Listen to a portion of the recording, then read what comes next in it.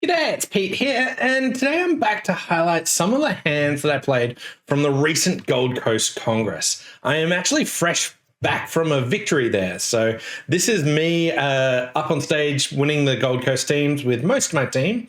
We've got Matthew Thompson on the left, Hugh McGann, Mike Ware, me, and then we also had Brian Mace and Tom Jacob who won in that photo. But I wanted to highlight some of the hands that I actually found really interesting from the Gold Coast. The Gold Coast is like an absolutely fabulous event. It's the biggest one in Australia, and this is my first time actually doing well there. So let's jump in and look at some of these.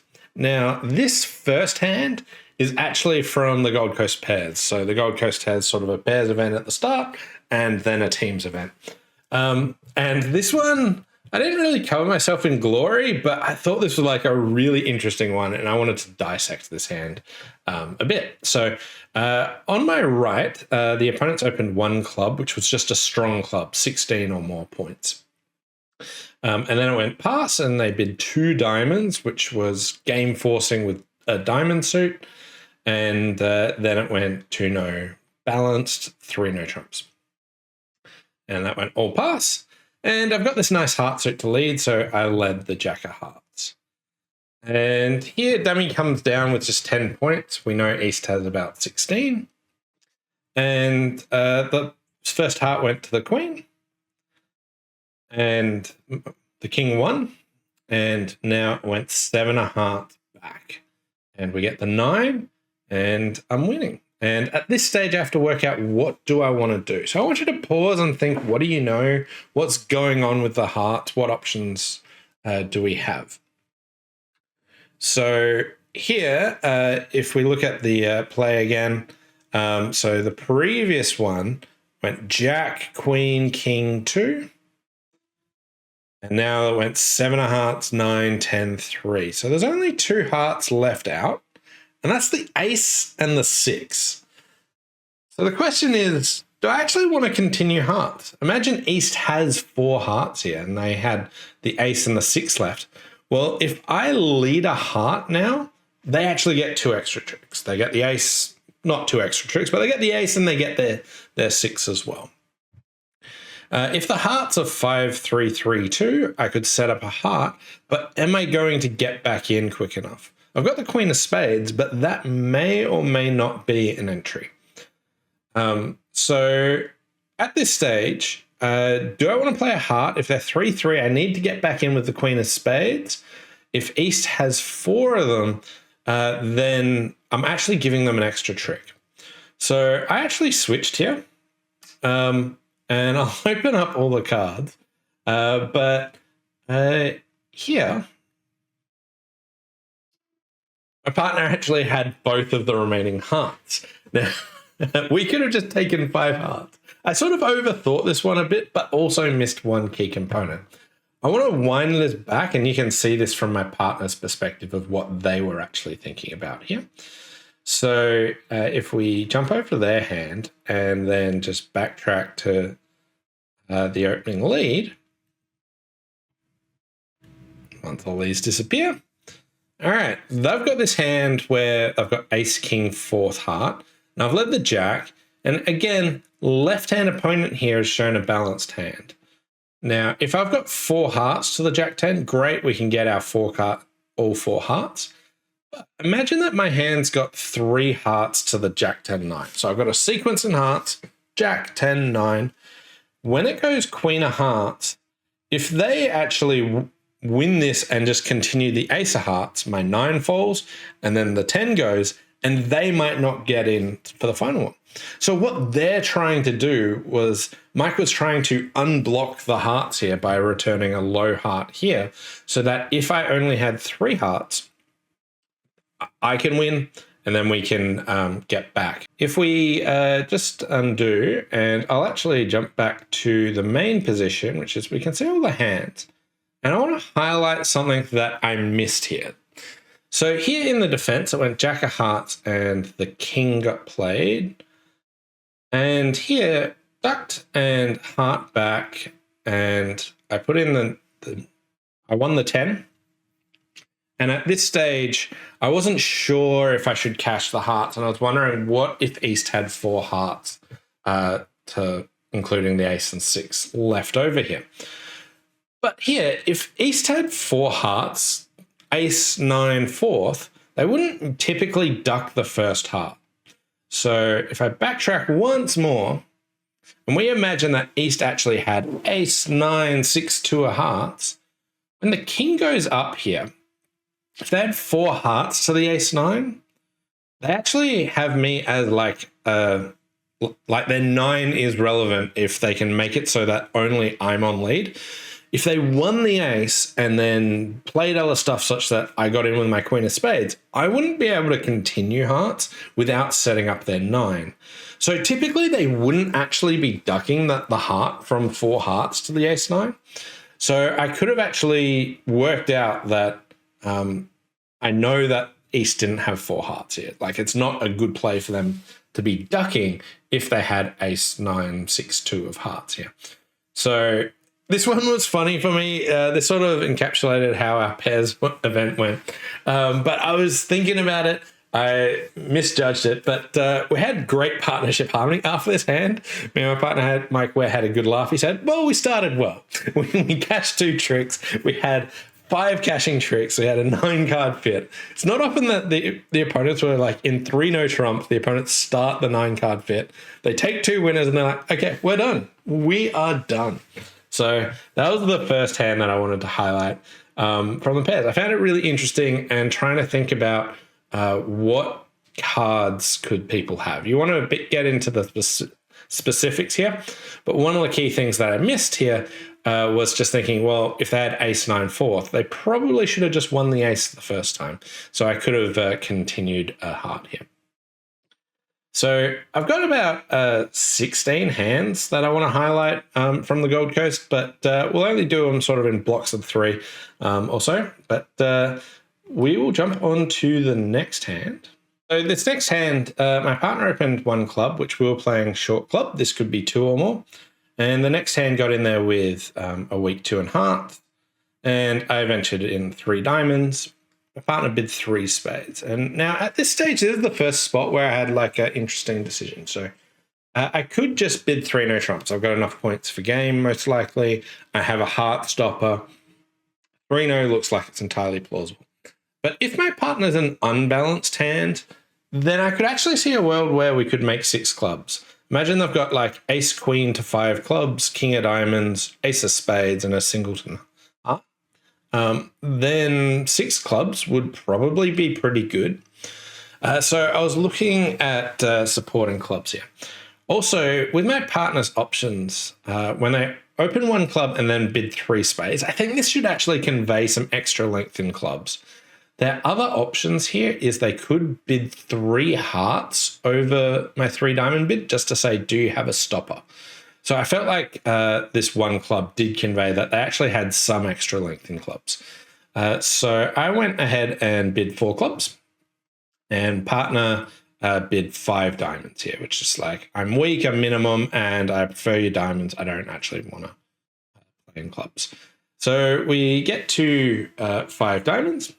And the opponents start with a top spade. And at this stage, it goes low, jack, low.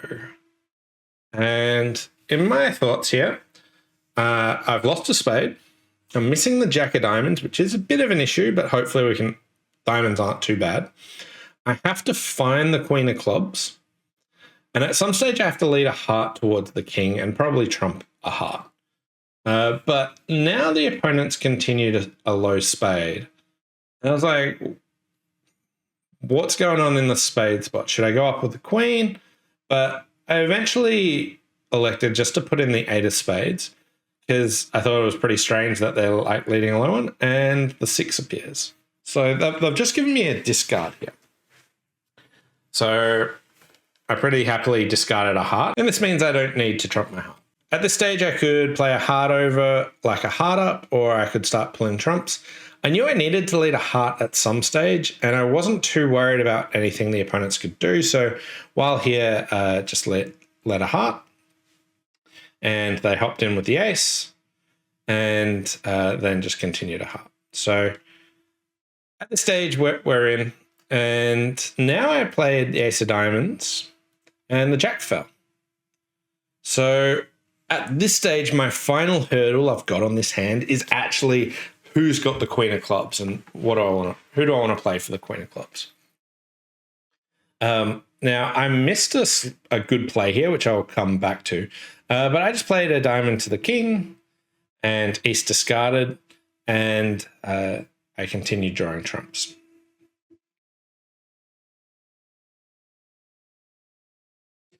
So at this stage, who has the queen of clubs? Who do we want to play for the queen of clubs? Again, East showed a weak jump in hearts. They've shown 6 hearts. They've got the ace and queen of hearts. So they've also shown the jack of spades. So high card points wise, we've basically seen everything that we need from their hand. We've also seen the jack of diamonds. So ace, queen of hearts, jack of spades, jack of diamonds. So they're 8 points that we've seen. But what I was thinking is if we count shape instead of high card points, we know that East has only 1 diamond. We know that they've got 6 hearts. And from the play in the spades, where it's spade, low spade, it looks like they only had 2 spades. So I'm pretty sure that they've actually got 4 clubs here. So at this stage, what I did was I played a low club over to the ace, and then just jack of clubs back, and we finessed, and West showed out, and we were all good. What I failed to do, so I'll just finish the hand, is on this hand, what I failed to do is I could have made absolutely certain about the distribution in spades. I could have played a 3rd spade when I was in with the north hand with the king of diamonds and trumped a spade just to know for absolute certainty that East actually only had 2 spades. But this was a really interesting one about counting shape rather than high card points. Often I see people count high card points for an idea and go, that hand's weak, I think West has more points. If the high card points can still be within the range, I don't find that too useful. Whereas I find counting shape much more useful for working out whether or not we should actually finesse. And here, I knew East had 6 hearts. I was pretty sure they had 2 spades. I could have been a bit more certain about that. And I've got 1 diamond, and that means playing a club to the ace and then playing the weak 2-bidder for the queen of clubs was a much stronger prospect here. So I found this one really cool. This was sort of early on in the qualifying of the teams. So in the teams, you've got 3 days of qualifying. There's like 140 teams in the open section, and you have to finish in the top 6 to actually make it to the knockout stages. And this was sort of in the second round of that. So I'll highlight one more hand. The next hand is from still day 1 of the qualifying, but this one's more about high-level decisions. So here, my opponents got to wheel out one of their gadgets. They got to open 3 no trumps. Now, this wasn't gambling 3 no trumps. A somewhat popular convention at high levels is that this shows 5 spades, 6 hearts, and sort of like minimum or sub-minimum opening strength, something like 8 to 13. Different partnerships play it of different ranges. But you know that hand where you've got 6 hearts and 5 spades and you're like, well, which one do I open? How do I treat it? Opening 3 no trumps gambling isn't particularly strong. Most people don't have a good opening bid of what 3 no trumps should be. So this is catching on in popularity and at least solves a problem. Now, here my partner came in and bid 4 diamonds, and the next hand bid 4 hearts. So here I had a few choices about what I wanted to do. So I've got a good hand. I've got my partner's ventured 4 diamonds vulnerable against not. My king of hearts, not particularly useful. But I have this great source of tricks, and I've got a fit in diamonds. So here I was thinking of bidding 4 spades, bidding 5 clubs, bidding 5 diamonds. 4 spades would be a Q raise or something. we haven't discussed the situation. 5 clubs.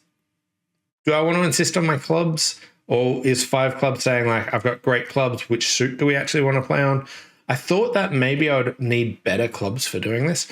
Ultimately, I decided on 5 diamonds. And now it went 5 hearts, pass to me. So a couple of things we know. For West to bid 5 hearts here, they've already pretty much described their hand. They should have like some extra shape. Maybe they've got a void somewhere rather than like 1-1 in the minors. Maybe they had an extra trump. But here also, my partner passed. Now, we are vulnerable against not. So my partner knows that when I'm bidding 5 diamonds, I'm expecting that this is actually our hand. So when partner passes here, they're saying, I'm not actually sure whether we should be doubling or bidding on. And here, I don't like my major suit holdings, but this great source of tricks, I thought this was worthwhile and giving 6 diamonds a go. And this went pass, 6 hearts. And at this stage, I doubled. If I passed over this, it would sort of say like, maybe we can bid more, or maybe I've got first round control of that suit. Here, I thought we'd done well. Doubled 6 hearts, and that went all pass. And now the question is, what do we want to lead? Do we want to lead the suit that we bid and raised, or do we want to lead my 7-card suit, which has an ace? What suit's actually going to get trumped? What actually, like, where are our tricks going or not? So at this stage, I thought about leading the ace of clubs, but ultimately settled on leading a diamond. Dummy comes down. They've got their 6-5. They've got their void diamond. They've got 2 low clubs. But here, if I open it all up, diamond lead worked out well. Their clubs aren't going anywhere. Partner does have a card in spades. And ultimately, they get to lead a club through the king. So we only beat this 2 tricks for plus 300. We got 1 spade and 2 clubs. A club lead would have given them an extra trick. But I thought the opponents did well. We can actually make 6 diamonds here because the club's suit lays favorably. We can take the club finesse, we can win the ace, and then we'll get all the diamonds, all the clubs, and they can only take 1 heart here. So this was a cool hand. These high-level decisions are always really tricky, but we actually picked up a good swing. I think the other table maybe got doubled in 5 hearts, maybe in 4 hearts. But they actually made it. So if it was 5 hearts, they got the ace of clubs lead by the looks of it. But really tricky one. And here, using my partner's pass to say, hey, I don't really want to, like, I'm not sure which way we want to go. My partner was looking at their hand and thinking, they don't have any wasted values. All these cards are very sharp. And if I want to bid on, they don't mind. So I thought we managed to judge this one pretty well. But there were a few hands from Gold Coast Congress. I'll bring out some more, but hope you enjoyed it. Thanks all for watching, and we'll see you next time. Bye for now.